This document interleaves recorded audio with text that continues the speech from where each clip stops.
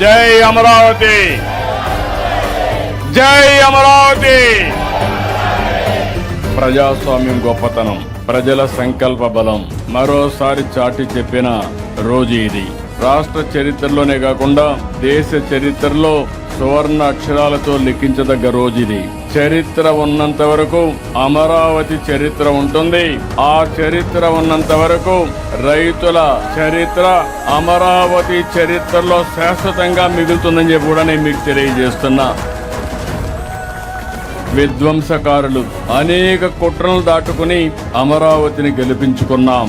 ప్రజా రాజధాని, ప్రజా విక్టరీగా ఈ రోజు మనం నిరూపించుకోగలిగాం. ఈ సందర్భంగా అమరావతి రైతులకు, రాష్ట్ర ప్రజలందరికీ అభినందనలు, శుభాభినందనలు.